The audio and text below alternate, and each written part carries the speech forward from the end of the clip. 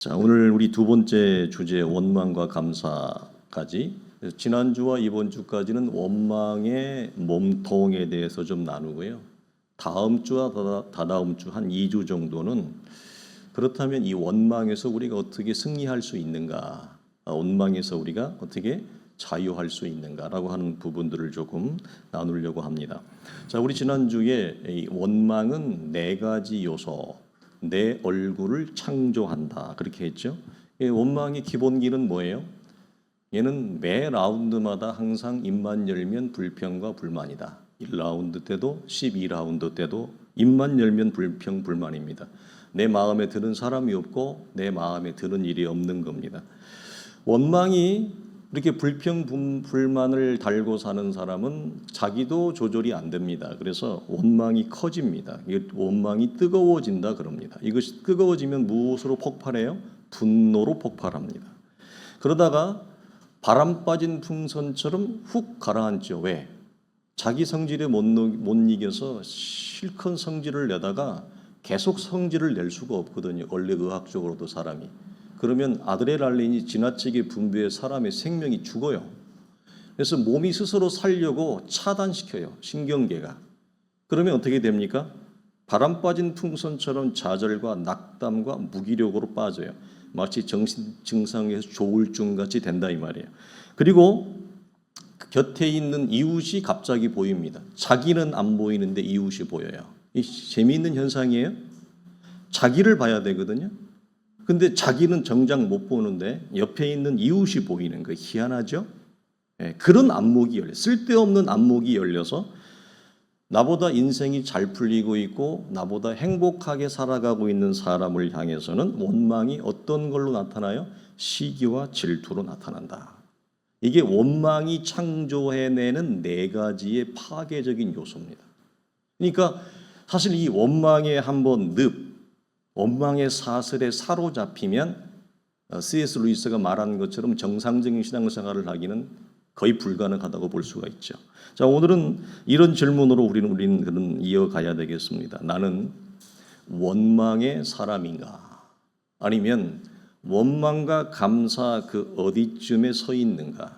아니면 나는 감사 쪽으로 흘러간 감사에 서 있는 사람인가라고 하는 거죠.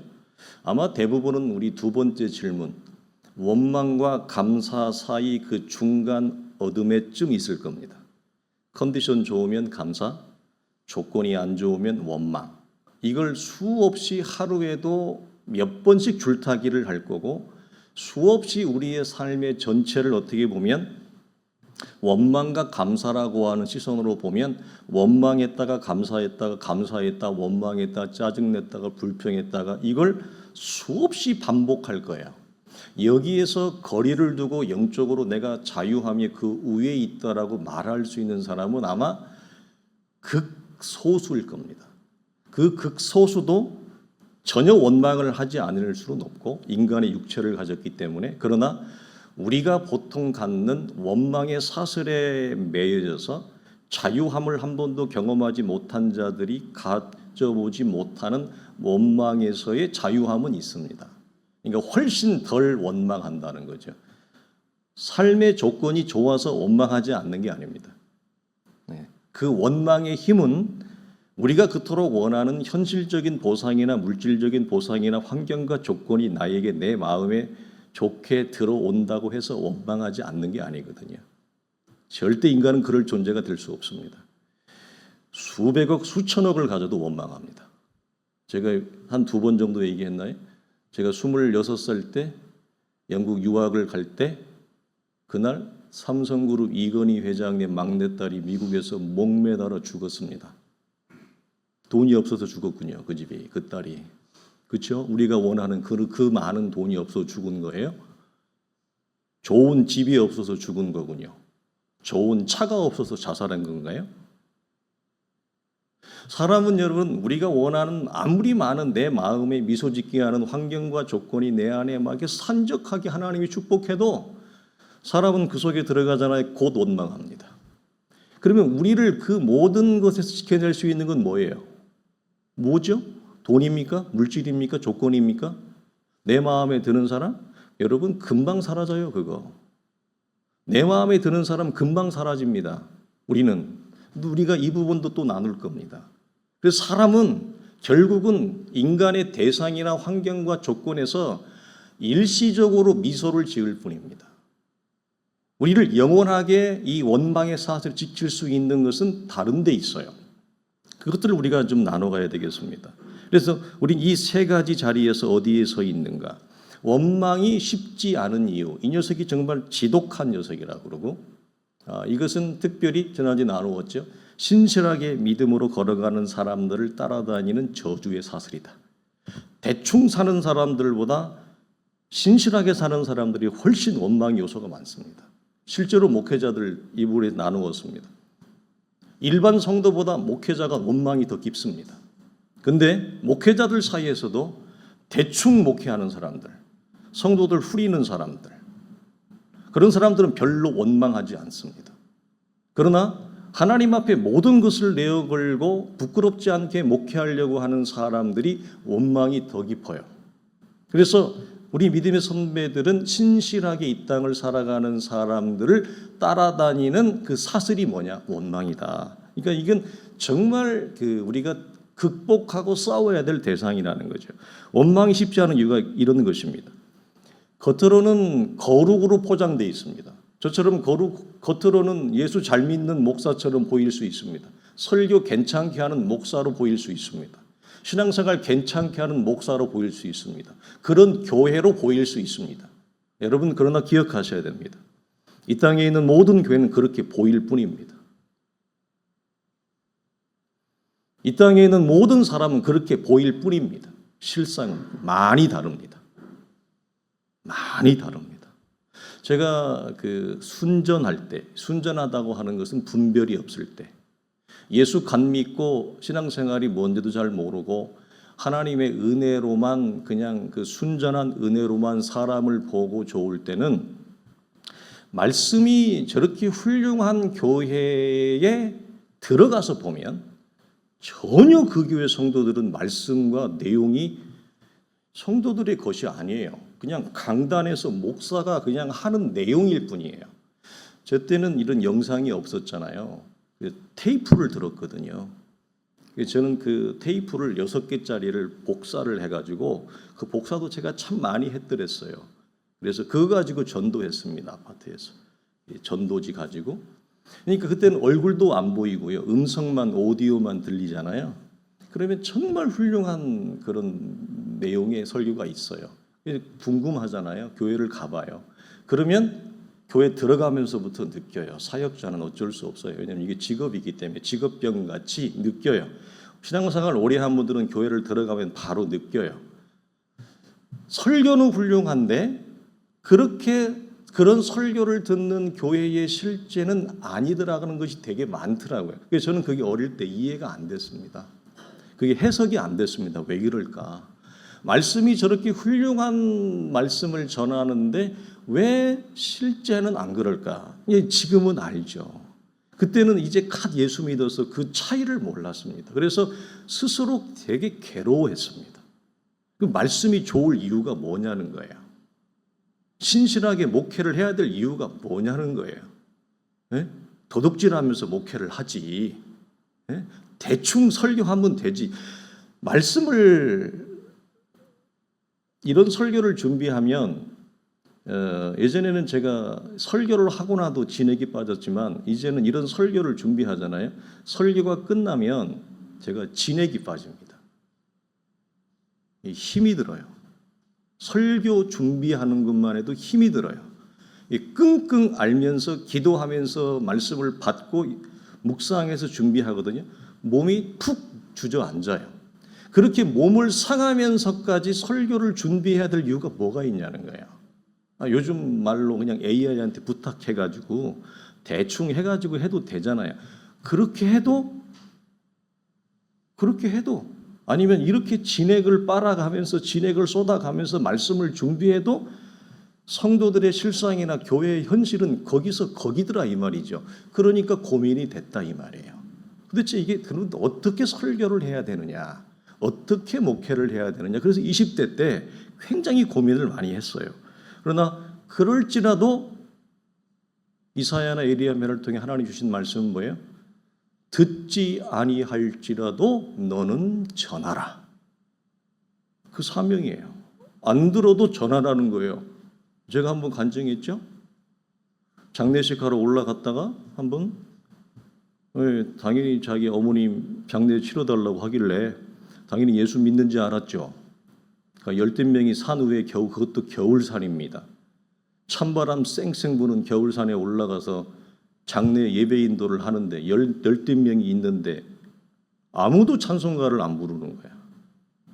그 중에 자녀들이 아무도 예수를 안 믿는 거야. 나 혼자 찬송했어. 겨울산에 나 혼자 나무 보고 설교하고 내려왔어요.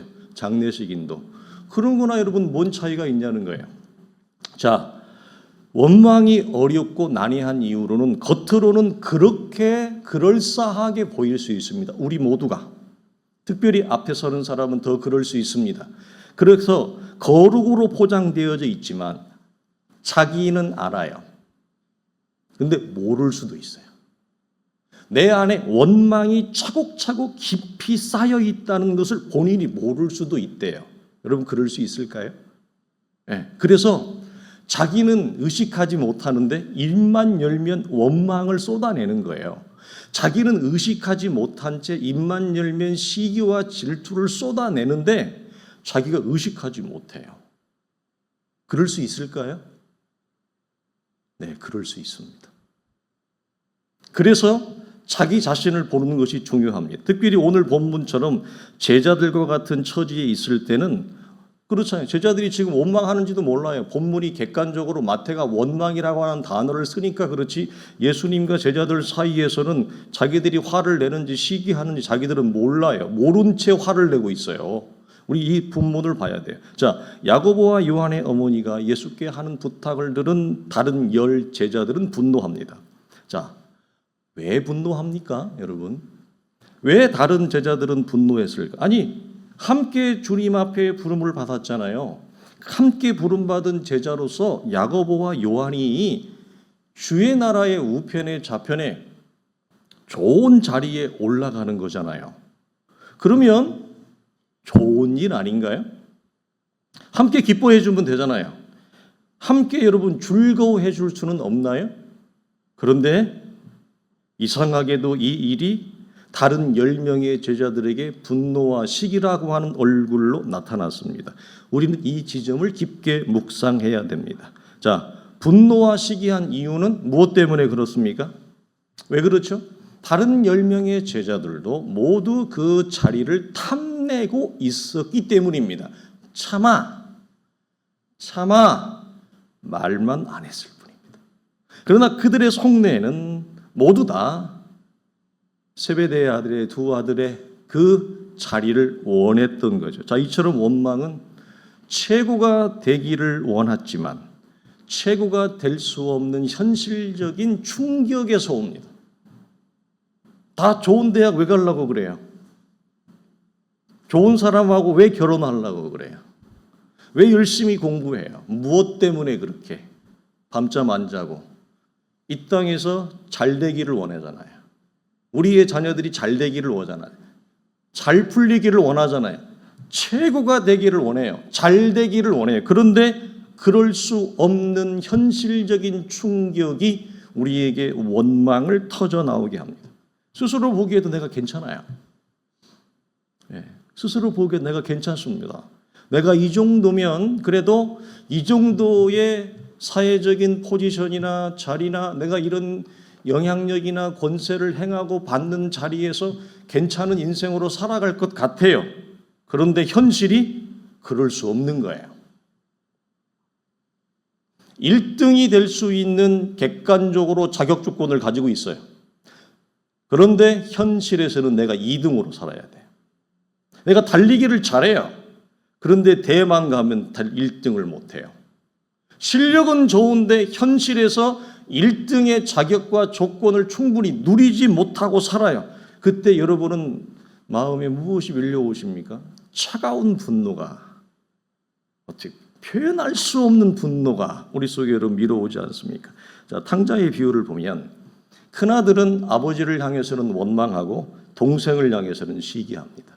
자, 분노는 원망은 분노와 좌절과 시기라고 하는 것들을 항상 같이 이렇게 세트로 데리고 다닙니다. 그래서 아버지를 향해서 원망하는 거 어렵지 않아요.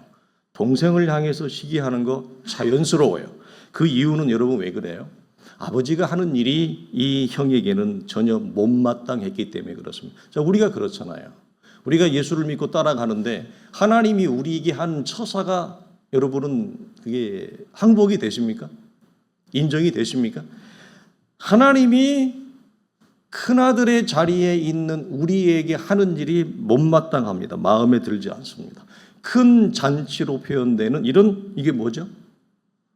우리가 원하는 이 땅에서의 물질적인 혜택과 축복입니다. 큰 아들이 아버지께 원했던 게 있어요. 성경 이걸 큰 잔치라 그래요. 이 큰 잔치에 해당되는 현실적인 보상, 물질적인 축복을 아버지가 나한테 해줘야 되는데 전혀 자격과 조건이 없는 저 인생에게 큰 축복과 혜택을 주는 거예요. 자, 1등의 자격과 조건은 큰형이 가지고 있어요. 이 녀석은 얘는 3등 안 해도 못 들죠. 얘는 동메달도 안 된단 말이에요. 아버지 유산 다 땡겨다가 미리 갖다 써버리고 온 녀석이 무슨 동메달이 되고 3등이 되겠어요. 저희 때 72명이었는데 72등이지. 안 그래요?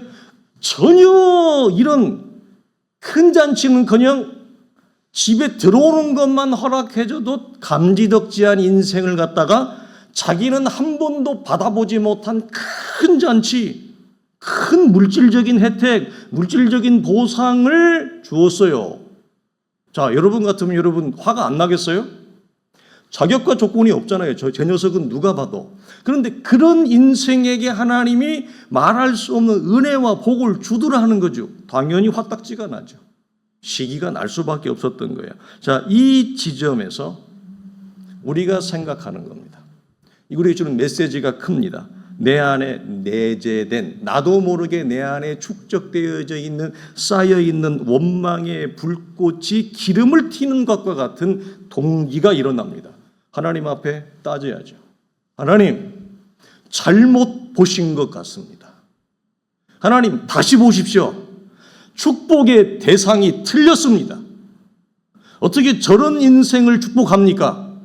아버지 곁에서 딴 눈 팔지 않고 살았던 나를 축복해야죠. 나에게는 큰아들이 했던 거 뭐죠? 작은 잔치도 하나 안 열어줬잖아요. 나에게는 작은 잔치에 해당되어지는 돈도 안 주었잖아요. 그런데 저렇게 막 나가는 인생한테는 저런 축복을 해준다고요? 하나님 대상을 잘못 고른 것 같아요. 여기에서 원망이 더 커지면 하나님으로부터 떨어져 나갈 수 있습니다. 그래서 어떤 사람이 타락하면 무섭냐면 신실하게 살아갔던 사람이 타락하면 더 무섭습니다. 처음부터 대충 예수 믿은 사람은 타락하고 말 것도 없어요. 그런데 예수를 잘 믿었던 사람이 하나님이 나에게 행하는 그 행사와 처사에 대해서 하나님 어떻게 저런 인생에게 축복의 대상을 잘못 골랐습니다. 그 대상은 내가 받아야 되죠. 어떻게 저런 인생에게 축복할 수 있습니까? 라고 하는 이 원망이 여러분 튀어오르면 이 사람은 더 크게 신앙에서 여러분 이탈합니다. 큰 저항이 온단 말이에요. 누가 봐도 나는 자격이 있고 쟤는 누가 봐도 자격이 없잖아요. 이겁니다. 자, 우리가 이 지점에서 예수 그리스도를 따라가고 주의 교회를 이루라고 하는 이 시대에 정말 불가능에 가까운 탐 크루즈 영화에 그게 4편까지 나왔나요? 미션 임파서블이? 미션 임파서블 같은 겁니다. 자, 그래서 C.S. 루이스는 다시 한번 말씀을 드리면 원망에 사로잡히면 그 누구라도 정상적인 신앙생활을 할 수 없다. 그래서 정상적인 사고 판단을 못해요. 자기가 정상적인 사고 판단을 하지 못한다는 것 자체도 몰라요. 어렵습니다. 이것은 용서하지 못한 상태에서 정상적인 신앙생활을 하기 어려운 것과 같은 원리입니다. 불가능합니다. 그래서 원망과 용서하지 못하는 마음은 거의 한 뿌리예요. 사실은 용서도 하지 못하는 마음도 원망이 그 밑에 불씨를 이루고 있거든요. 네가 나에게 그렇게, 네가 나에게 그렇게 상처를 줘? 내가 너를 어떻게 생각했는데 그 상처와 원망이 용서하지 못하는 마음으로 이 사슬을 꽁꽁 묶고 있는 거예요. 그러면 여러분 내 안에 증오와 미움이 가득한데 이걸 무엇이 풀겠냐는 거예요. 자, 그래서 여러분 기억하십니다. 자, 원망은 막습니다. 무조건 막습니다. 감사는 무조건 엽니다. 이 단어를 기억했으면 좋겠어요. 그럼 무엇을 막냐? 하나님으로부터 주어지는 모든 것을 차단합니다. 원망과 증오로 가득 차 있는 내 중심은 하나님의 말씀이 들어오지 않습니다. 성령의 역사가 개입할 곳이 없습니다. 하나님으로부터는 모든 것을 막습니다. 특별히 그리스도의 진리의 말씀을 깨닫게 하는 것도 차단합니다. 하늘로부터는 각양 지혜와 신령한 은혜와 은사들을 다 막아버립니다. 막습니다. 원망과 증오는. 그러니까 하나님으로부터 오는 것을 막으니 나로부터 나가는 게 없죠. 그렇죠? 여러분 이 사실을 기억해야 돼요. 굉장히 중요한 거예요. 우리는 하나님으로부터 받아야 우리가 나로부터 나갈 수 있는 존재예요. 하나님으로부터 뭘 받지 않고 우리가 줄 수 있는 존재가 못 돼요. 근데 반대로 감사는 뭐냐? 모든 것을 엽니다. 성령의 역사, 성령의 임재, 하나님의 은혜와 역사, 진리의 말씀을 깨닫게 하는 것, 그리스도 안에 있는 온갖 지혜와 지식의 풍성함을 깨닫게 하는 그 비밀의 은사까지 모든 것을 열어 제낍니다. 그러니까 아무것도 없는 황무지와 같은 내 영혼과 중심에 하나님의 말할 수 없는 신령한 은혜와 은사가 내 안에 차고 차여지니 항아리에 물이 넘치듯이 나로부터 나가게 돼요. 이 사실이 기회예요. 이걸 여는 열쇠가 뭐냐? 감사하냐? 원망하느냐? 나는 입만 열면 원망의 입술을 연다. 나는 입만 열면 감사의 이 입술을 연다. 무엇을 여느냐에 따라 내가 선택하는 겁니다. 믿음을. 우리 다음 주에 나누겠지만 감사는 내가 믿음으로 선택하는 거예요. 왜 믿음으로 선택한다고 할까요? 감사할 수 있는 조건이 아니니까. 감사할 수 있는 조건이 아니니까 그때는 뭘 해야 돼요? 입만 열면 원망이 나와야죠. 아니 감사할 수 없는 조건인데 어떻게 나보고 감사하란 말이에요? 당연히 원망하는 게 자연스럽잖아요. 그래서 감사할 수 없는 처지인데 그 처지 위에서 감사를 선택하려면 내가 무엇이 내 안에 동원돼야 되겠어요? 믿음이 동원돼야 돼요. 믿음이 내 안에 불러일으키지 아니하면 불가능하죠. 그러면 당연히 그냥 원망이 나오는 것입니다. 자, 그래서 꼭 기억하십시오. 원망은 모든 것을 막아 제낍니다. 감사는 모든 것을 열게 합니다. 그래서 정확하게 말하면 하나님으로부터 받은 것이 없으니까 나올 것이 아무것도 없는 거예요. 그래서 믿음이 나와야 되는데 감사를 열어서 하나님의 은혜로 믿음이 나와야 되는데 믿음이 안 나오니까 뭐가 나올까요? 불안함과 두려움이 나옵니다. 불안함은 무엇입니까? 현실에 대한 불안, 다가오는 세상에 대한, 다가오는 미래에 대한 두려움이 나옵니다. 소망이 나와야 되는데 하나님의 일하심을 기대하며 하나님의 일하심 앞에 내 인생을 내어 맡기는 이 소망의 믿음이 나와야 되는데 그게 안 나와요. 그러니까 뭐가 하나님이 하시는 일이 내가 만사의 마음에 들지 않거든요. 그러니까 소망 대신에 뭐가 나올까요? 회의와 의심이 나옵니다. 다 의심스럽습니다.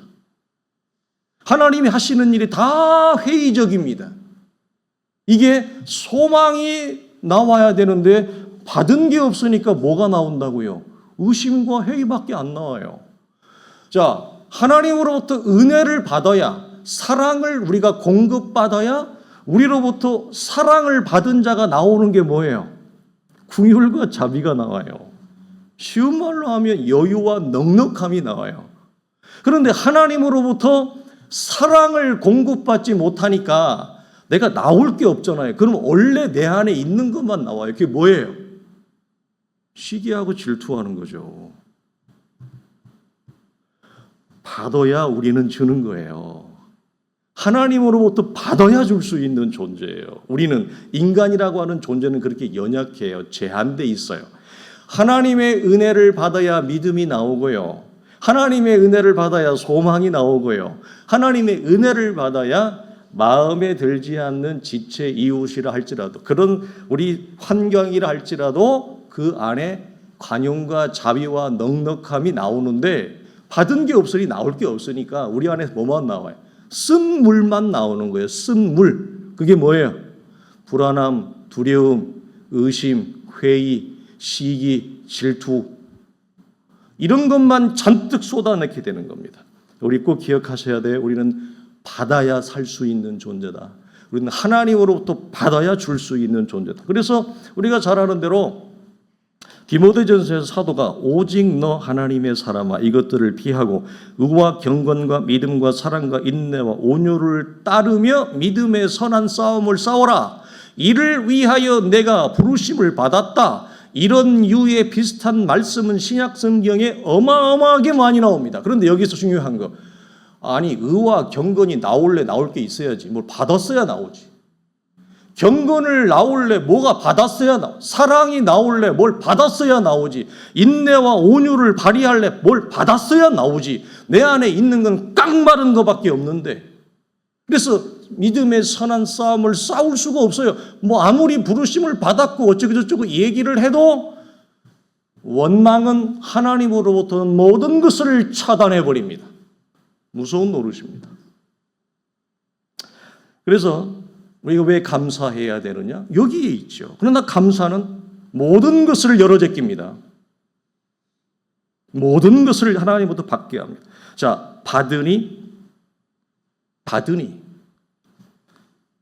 또 받습니다. 또 받습니다. 항아리가 넘치죠. 그러니까 내가 받은 바 은혜, 우리가 이거 너무 어려운 거 아니잖아요. 다 경험한 우리 성도들이 지금까지 오시면서 내가 하나님 앞에 은혜를 받고 받으니 그것이 어떻게 될까요? 그게 여러분 나만 꼭 이렇게 여러분 간직하고 있나요? 아니죠. 내가 받은 은혜를 내가 내놓게 됩니다. 내놓게 됩니다. 내 앞에 있는 사람들에게, 믿음의 식구들에게 내놓게 되고, 특별히 교회 공동체에게, 내가 관계하는 자들에게 내가 받은 바 은혜를 내놓는 힘이 생기게 되어지죠. 이걸 가능하게 하는 게 뭐라고요? 감사합니다.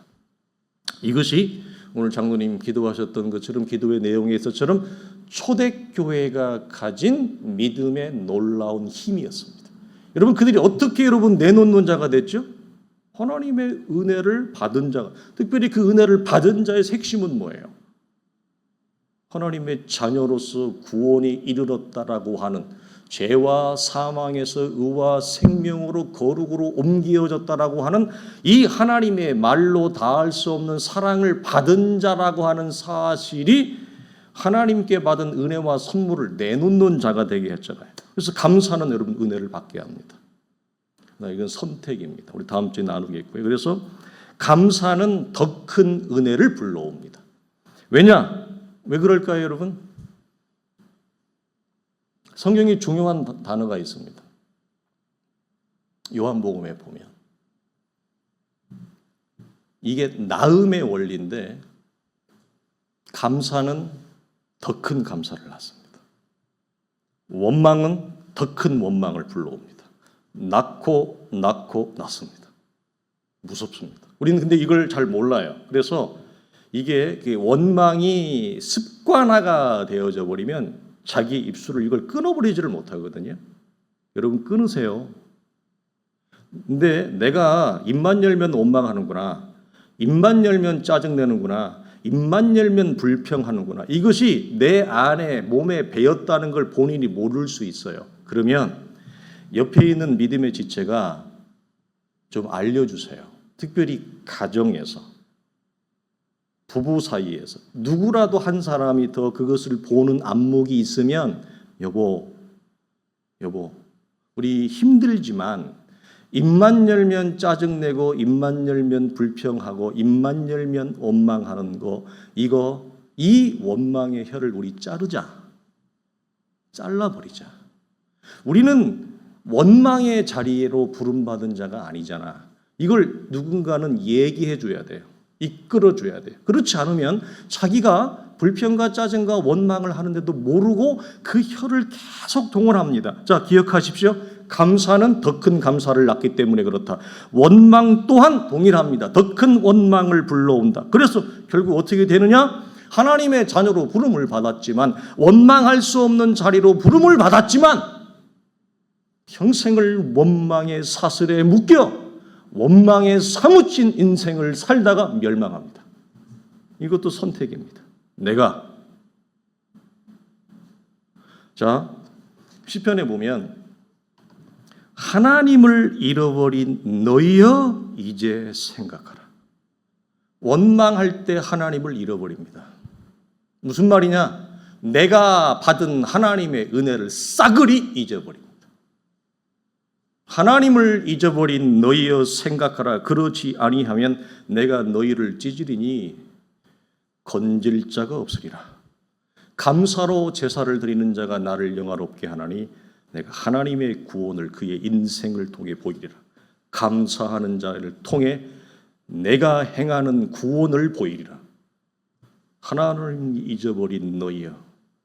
우리는 깨어 있어야 됩니다. 고린도전서 10장에 그들 가운데 어떤 사람들이 원망하다가 멸망시키는 자에게 멸망하였나니 너희는 그들과 같이 원망하지 말라.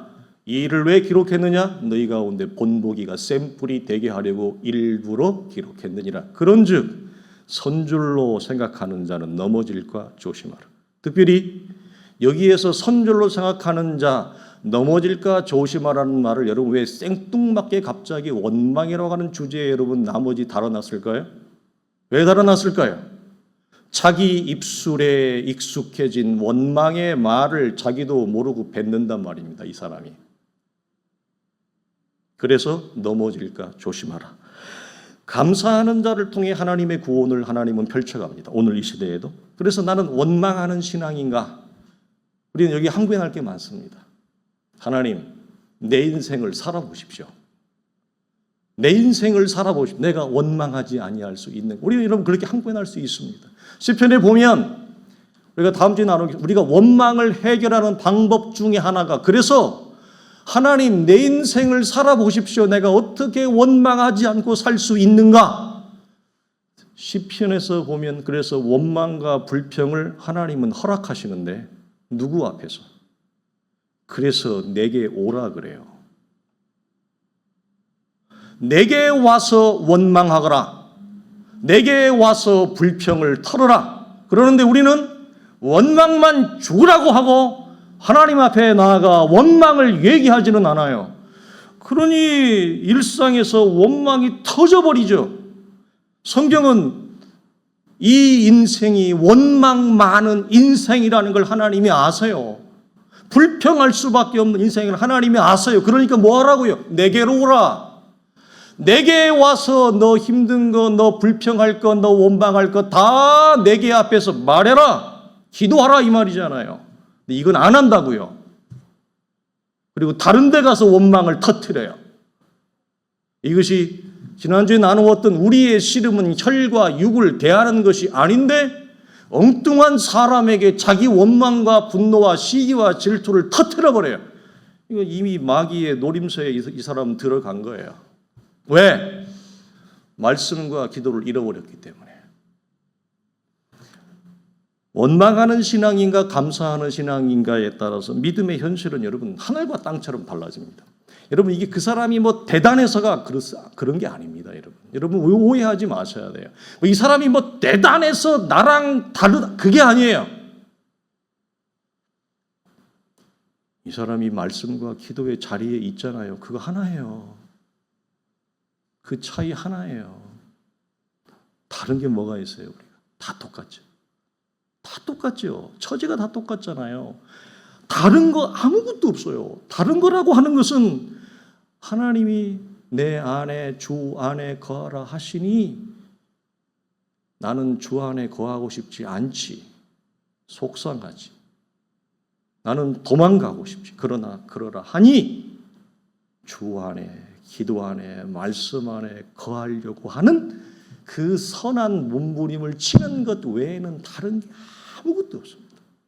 그것이 감사하는 신앙인과 아니면 원망하는 신앙인가라고 하는 차이를 가져오고, 그것이 우리의 삶의 현실에서 하늘과 땅의 차이만큼 믿음의 현실이 벌어지게 된다는 거예요. 말씀을 마치겠습니다.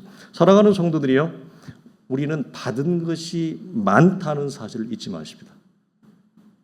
이게 잘 여러분 동의가 되어지십니까? 우리는 받은 게 많습니다. 우리의 실력보다 우리의 믿음보다 훨씬 더 많은 것을 하나님이 주셨습니다. 이거 좀 우리가 오후에 좀 나누겠습니다.